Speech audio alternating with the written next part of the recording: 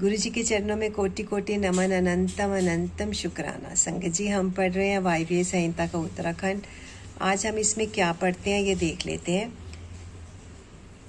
शुरू करने से पहले गुरु जी की आज्ञा लेते हैं एक बार। आइए सब मिलकर बोलते हैं बड़े प्रेम से। ओम नमः शिवाय, शिव जी सदा सहाय। ओम नमः शिवाय, गुरु जी सदा सहाय। आज हम इसमें पढ़ेंगे 15 हम शुरू करेंगे संगत जी, और पढ़ेंगे त्रिविध दीक्षा का निरूपण, शक्तिपात की आवश्यकता तथा उसके लक्षणों का वर्णन, गुरु का महत्व, ज्ञानी गुरु से ही मोक्ष की प्राप्ति तथा गुरु के द्वारा शिष्य की परीक्षा। श्री कृष्ण बोले, भगवान आपने मंत्र का महात्म्य तथा उसके प्रयोग का विधान बताया जो साक्षात वेद के तुल्य है। अब मैं उत्तम शिव संस्कार की विधि सुनना चाहता हूँ जिसे मंत्र ग्रहण के प्रकरण में आपने कुछ सूचित किया था। यह बात मुझे भूली नहीं है। उपमन्यु ने कहा, अच्छा, मैं तुम्हें शिव द्वारा कथित परम पवित्र संस्कार का विधान बता रहा हूँ जो समस्त पापों का शोधन करने वाला है। मनुष्य जिसके प्रभाव से पूजा आदि में उत्तम अधिकार प्राप्त कर लेता है उस षड्धव शोषण कर्म को संस्कार कहते हैं। संस्कार अर्थात शुद्धि करने से ही उसका नाम संस्कार है। यह विज्ञान देता है और पाश बंधन को क्षीण करता है। इसलिए इस संस्कार को ही दीक्षा भी कहते हैं। शिव शास्त्र में परमात्मा शिव ने शांभवी, शाक्ति और मांत्री 3 प्रकार की दीक्षा का उपदेश दिया है। गुरु के दृष्टिपात्र मात्र से, स्पर्श से तथा संभाषण से भी जीव को जो तत्काल पाशों का नाश करने वाली संज्ञा सम्यक बुद्धि प्राप्त होती है वह शांभवी दीक्षा कहलाती है। उस दीक्षा के भी 2 भेद हैं, तीव्रा और तीव्रता। पाशों के क्षीण होने से जो शीघ्रता या मंदता होती है उसी के भेद से ये 2 भेद हुए हैं। जिस दीक्षा से तत्काल सिद्धि या शांति प्राप्त होती है वही तीव्रता मानी गई है। जीवित पुरुष के पाप का अत्यंत शोधन करने वाली जो दीक्षा है उसे तीव्रा कहा गया है। गुरु योग माया से शिष्य के शरीर में प्रवेश करके ज्ञान दृष्टि से जो ज्ञानवती दीक्षा देते हैं वह शाक्ति कही गई है। क्रियावती दीक्षा को मांत्री दीक्षा कहते हैं। इसमें पहले होमकुंड और यज्ञ मंडप का निर्माण किया जाता है। फिर गुरु बाहर से मंद या मंदतर उद्देश्य को लेकर शिष्य का संस्कार करते हैं। शक्तिपात के अनुसार शिष्य गुरु के अनुग्रह का भाजन होता है। शैव धर्म का अनुसरण शक्तिपात मूलक है, अतः संक्षेप से उसके विषय में निवेदन किया जाता है। जिस शिष्य में गुरु की शक्ति का पात नहीं हुआ उसमें शुद्धि नहीं आती तथा उसमें ना तो विद्या, न शिवाचार, न मुक्ति, न सिद्धियां ही होती हैं। अतः प्रचुर शक्तिपात के लक्षणों को देखकर गुरु ज्ञान अथवा क्रिया के द्वारा शिष्य का शोधन करे। जो मोहवश इसके विपरीत आचरण करता है वह दुर्बुद्धि नष्ट हो जाता है। अतः गुरु सब प्रकार से शिष्य का परीक्षण करे। उत्कृष्ट बोध और अनंत की प्राप्ति ही शक्तिपात का लक्षण है, क्योंकि वह परमा शक्ति प्रबोधान स्वरूपिणी ही है। आनंद और बोध का लक्षण है। अंतःकरण में यानी सात्विक विकार जब अंतःकरण में द्रवित होता है तब बाह्य शरीर में कंप, रोमांच, स्वर विकार, नेत्र विकार और अंग विकार प्रकट होते हैं। शिष्य भी शिव पूजन आदि में गुरु का संपर्क प्राप्त करके अथवा उनके साथ रह करके उनमें प्रकट होने वाले इन लक्षणों से गुरु की परीक्षा करे। शिष्य गुरु का शिक्षणीय होता है और उसका गुरु के प्रति गौरव होता है। इसलिए सर्वथा प्रयत्न करके शिष्य ऐसा आचरण करें जो गुरु के गौरव के अनुरूप हो। जो गुरु है वह शिव कहा गया है और जो शिव है वह गुरु माना गया है। विद्या के आकार में शिव ही गुरु बनकर विराजमान है। जैसे शिव है वैसी विद्या है, जैसी विद्या है वैसे गुरु है। शिव विद्या और गुरु के पूजन से समान फल मिलता है। शिव सर्वदेवात्मक है और गुरु सर्व मंत्रमय। अतः संपूर्ण यत्न से गुरु की आज्ञा को शिरोधार्य करना चाहिए। यदि मनुष्य अपना कल्याण चाहने वाला और बुद्धिमान है तो वह गुरु के प्रति मन, वाणी और क्रिया द्वारा कभी मिथ्याचार, कपटपूर्ण बर्ताव ना करे। गुरु आज्ञा दे या ना दे, शिष्य सदा उनका हित और प्रिय करे, उनके सामने और पीठ पीछे भी उनका कार्य करता रहे। ऐसे आचार से युक्त गुरु भक्त और सदा मन में उत्साह रखने वाला जो गुरु का प्रिय कार्य करने वाला शिष्य है, ये वही शैव धर्मों के उपदेश का अधिकारी है। यदि गुरु गुणवान, विद्वान, परमानंद का प्रकाशक, तत्व वेता और शिव भक्त है तो वही मुक्ति देने वाला है, दूसरा नहीं। ज्ञान उत्पन्न करने वाला जो परमानंद जनित तत्व है, उसे जिसने जान लिया है वही आनंद का साक्षात्कार करा सकता है। ज्ञान रहित नाम मात्र का गुरु ऐसा नहीं कर सकता। नौकाएं एक दूसरी को पार लगा सकती हैं, किंतु क्या कोई शिला दूसरी शिला को तार सकती है? नाम मात्र के गुरु से नाम मात्र की ही मुक्ति प्राप्त हो सकती है। जिन्हें तत्व का ज्ञान है वे ही स्वयं मुक्त होकर दूसरों को भी मुक्त करते हैं। तत्वहीन को कैसा बोध होगा और बोध के बिना कैसे आत्मा का अनुभव होगा? जो आत्मा अनुभव से शून्य है वह पशु कहलाता है। पशु की प्रेरणा से कोई पशुत्व को नहीं लांघ सकता। अतः तत्वज्ञ पुरुष ही मुक्त और मोचक हो सकता है, अज्ञ नहीं। समस्त शुभ लक्षणों से युक्त, संपूर्ण शास्त्रों का ज्ञाता तथा सब प्रकार के उपाय विधान का जानकार होने पर भी जो तत्व ज्ञान से हीन है, उसका जीवन निष्फल है। जिस पुरुष की अनुभव पर्यंत बुद्धि तत्व के अनुसंधान में प्रवृत्त होती है, उसके दर्शन, स्पर्श आदि से परमानंद की प्राप्ति होती है। अतः जिसके संपर्क से ही उत्कृष्ट बोध स्वरूप आनंद की प्राप्ति संभव हो, बुद्धिमान पुरुष उसी को अपना गुरु चुने, दूसरे को नहीं।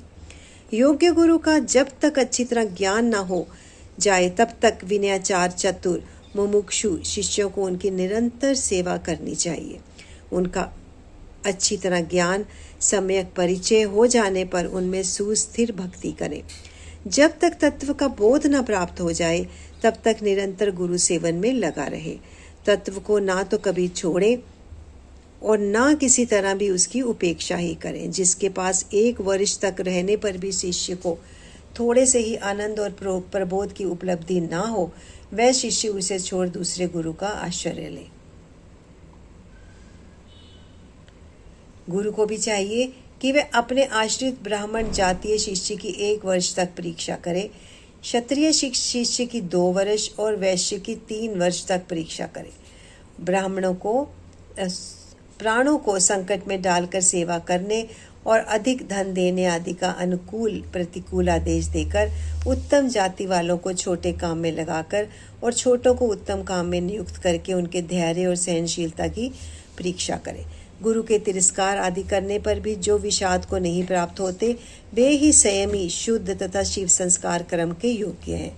जो किसी की हिंसा नहीं करते, सबके प्रति दयालु होते, सदा हृदय में उत्साह रखकर सब कार्य करने को उद्यत रहते, अभिमान शून्य, बुद्धिमान और स्पर्धा रहित होकर प्रिय वचन बोलते, सरल, कोमल, स्वच्छ, विनयशील, सुस्थिर चित्त, शोचाचार से संयुक्त और शिव भक्त होते, ऐसे आचार व्यवहार वाले द्विजातियों को मन, वाणी, शरीर और क्रिया द्वारा यथोचित रीति से शुद्ध करके तत्व का बोध कराना चाहिए। यह शास्त्रों का निर्णय है। शिव संस्कार कर्म में नारी का स्वतः अधिकार नहीं है। यदि वह शिव भक्त हो तो पति की आज्ञा से ही उस संस्कार की अधिकारनी होती है। विधवा स्त्री का पुत्र आदि की अनुमति से और कन्या का पिता की आज्ञा से शिव संस्कार में अधिकार होता है। शूद्रों, पतितों और वर्ण संकरों के लिए षड्धव शोधन यानी शिव संस्कार का विधान नहीं है। वे भी यदि परम कारण शिव में स्वाभाविक अनुराग रखते हो तो शिव का चरणोदक लेकर अपने पापों की शुद्धि करें। अध्याय 15 की समाप्ति। संगत जी, अध्याय 16 आरंभ करते हैं।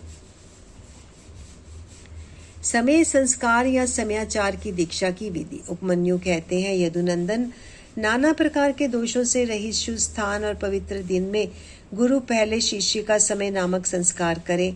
गंध, वर्ण और रस आदि से विधि पूर्वक भूमि की परीक्षा करके वास्तु शास्त्र में बताई हुई पद्धति से वहां मंडप का निर्माण करे। मंडप के बीच में वेदी बनाकर 8 दिशाओं में छोटे छोटे कुंड बनाए। फिर ईशान कोण में या पश्चिम दिशा में प्रधान कुंड का निर्माण करे। एक ही प्रधान कुंड बनाकर चंदोवा, ध्वज तथा अनेक प्रकार की बहुसंख्यक मालाओं से उसको सजाए। तत्पश्चात वेदी के मध्य भाग में शुभ लक्षणों से युक्त मंडल बनाए। लाल रंग के सुवर्ण आदि के चूर्ण से वह मंडल बनाना चाहिए। मंडल ऐसा हो कि उसमें ईश्वर का आवाहन किया जा सके। निर्धन मनुष्य सिंदूर तथा अगहनी तथा तिन्नी के चावल के चूर्ण से मंडल बनाए। इस मंडप में 1 या 2 हाथ का श्वेत या लाल कमल बनाए। 1 हाथ के कमल की कर्णिका 8 उंगली की होनी चाहिए। उसके केसर 4 उंगल में हो। शेष भाग अष्टदल आदि की कल्पना करें। 2 हाथ के कमल की कर्णिका आदि 1 हाथ वाले से दुगनी होनी चाहिए। उक्त वेदी या मंडप के ईशान कोण में पुनः एक वेदी पर 1 हाथ या आधे हाथ का मंडल बनाए और उसे शोभाजनक सामग्रियों से सुशोभित करें। तत्पश्चात धान, चावल, सरसों, तिल, फूल और कुशा से उस मंडल को आच्छादित करके उसके ऊपर शुभ लक्षण से शुभ युक्त शिव कलश की स्थापना करें।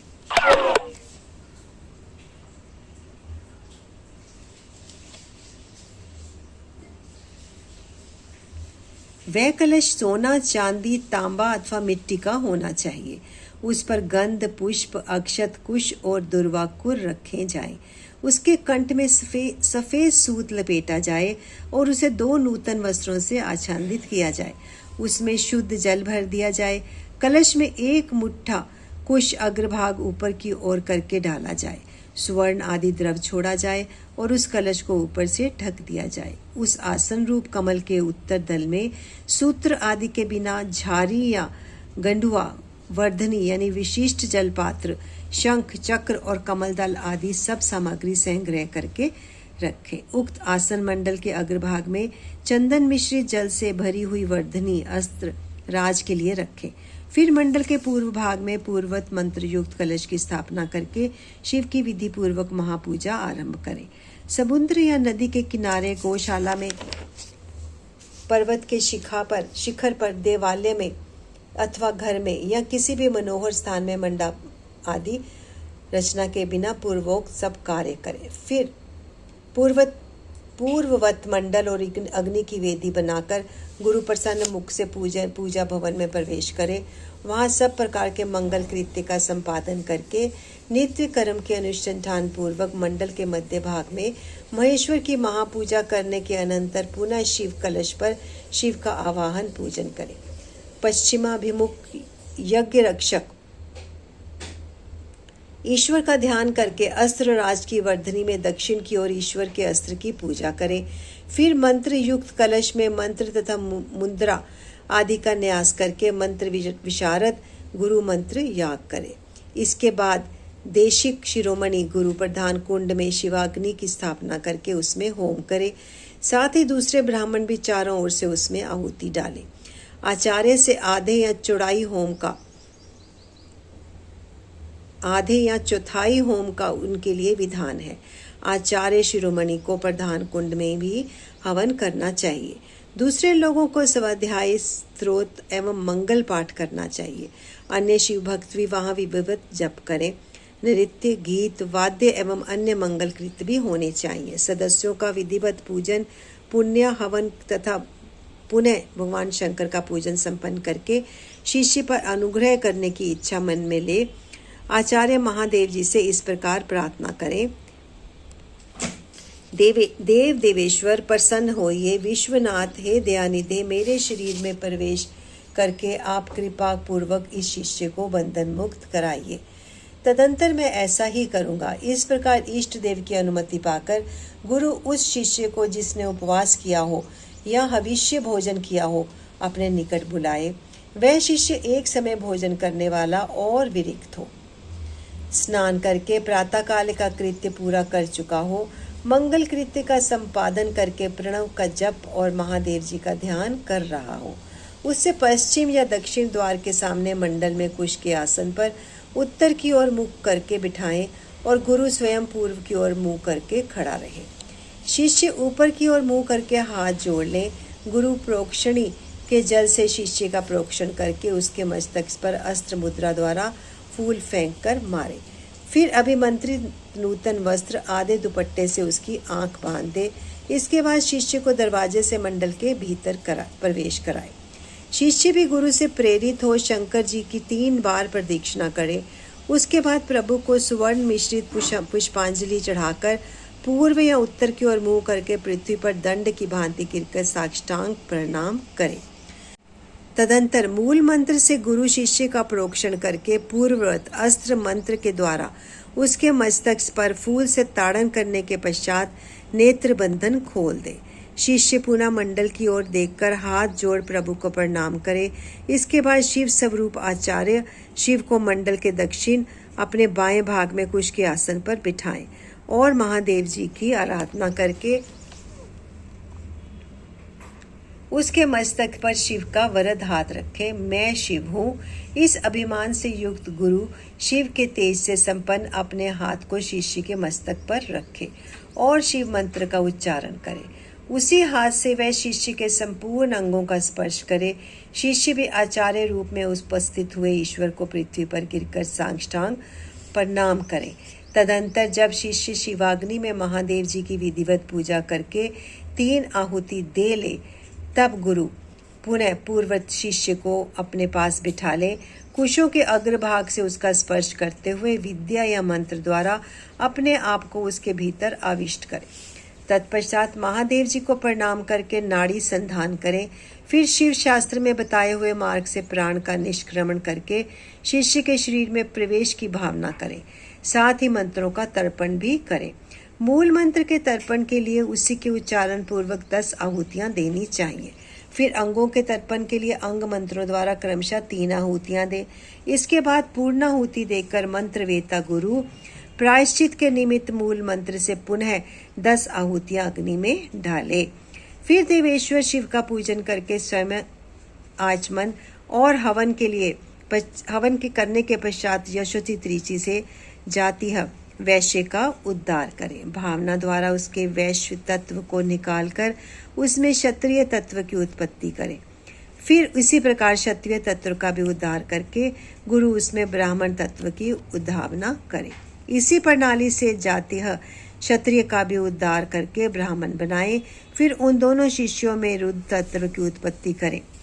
जो जाति से ही ब्राह्मण है, उस शिष्य में केवल रुद्र तत्व की ही स्थापना करें। फिर शिष्य का प्रोक्षण और तारण करके उसके आग की चिंगारियों के समान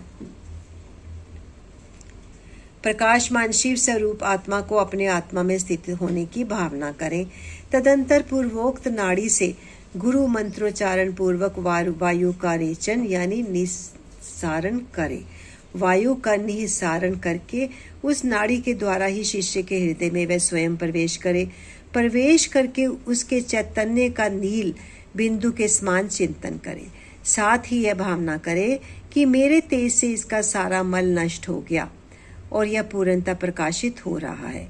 इसके बाद वह जीव चैतन्य को लेकर नाड़ी से संहार मुद्रा एवं पूरक प्राणायाम द्वारा अपने आत्मा से एकीभूत करने के लिए उसमें निविष्ट करे।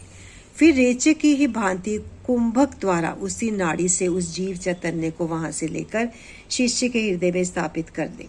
तत्पश्चात शिष्य का स्पर्श करके शिव से उपलब्ध हुए योगोपवीत को उसे देकर गुरु 3 बार आहुतियां दे पूर्णाहुति होम करे। इसके बाद आराध्य देव के दक्षिण भाग में शिष्य को कुश तथा फूल से आच्छादित करके श्रेष्ठ आसन पर बिठाकर उसका मुख उत्तर की ओर करके उसे स्वस्तिक आसन में स्थित करे।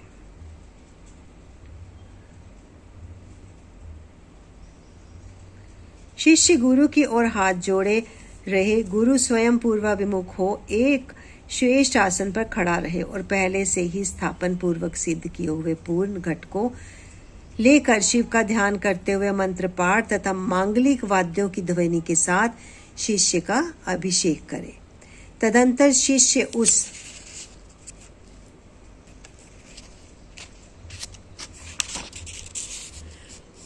अभिषेक के जल को पोंछकर श्वेत वस्त्र धारण करे। आचमन करके अलंकृत हो हाथ जोड़ मंडप में जाए। तब गुरु पहले की भांति उस कुशासन पर बिठाकर मंडल में महादेव जी की पूजा करके कर न्यास करे। इसके बाद मन ही मन महादेव जी का ध्यान करते हुए दोनों हाथों में भस्म ले शिष्य के अंगों में लगाए और शिव मंत्र का उच्चारण करे।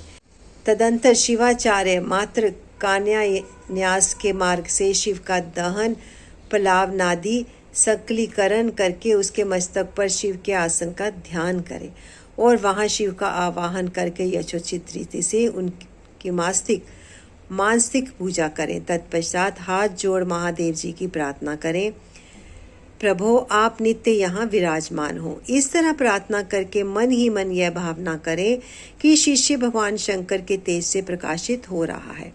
इसके बाद पुनः शिव की पूजा करके शिवारूपणी शैवी आज्ञा प्राप्त करके गुरु शिष्य के कान में धीरे धीरे शिव मंत्र का उच्चारण करे। शिष्य हाथ जोड़े हुए उस मंत्र को सुनकर उसी में मन लगा शिवाचार्य की आज्ञा के अनुसार धीरे धीरे उसकी आवृत्ति करे। फिर मंत्र ज्ञान कुशल आचार्य शात मंत्र का उपदेश दे। उसके सुखपूर्वक उच्चारण करवाकर शीर्ष के प्रति मंगला प्रशंसा करें। तत्पश्चात संक्षेप से वाचक योग के अनुसार ईश्वर रूप मंत्र का उपदेश देकर योगासन की शिक्षा दे। तदंतर शिष्य गुरु की आज्ञा से शिव अग्नि तथा गुरु के समीप भक्ति भाव से प्रतिज्ञा पूर्वक निमांकित रूप से दीक्षा वाक्य का उच्चारण करे। मेरे लिए प्राणों का परित्याग कर देना अच्छा होगा अथवा सिर कटा देना भी अच्छा होगा, किंतु मैं भगवान त्रिलोचन की पूजा किए बिना कभी भोजन नहीं कर सकता। जब तक मोह दूर ना हो तब तक वह भगवान शिव में ही निष्ठा रखकर उन्हीं के आश्रित हो, नियम पूर्वक उन्हीं की आराधना करता रहे। फिर भगवान शिव ही उसे योग क्षेम प्रदान करते हैं। ऐसा करने से उस शिष्य का नाम समय होगा, उसे शिवाश्रम में रहने का अधिकार प्राप्त होगा। वहां रहने वाले शिष्य को गुरु की आज्ञा का पालन करते हुए सदा उनके वश में रहना चाहिए।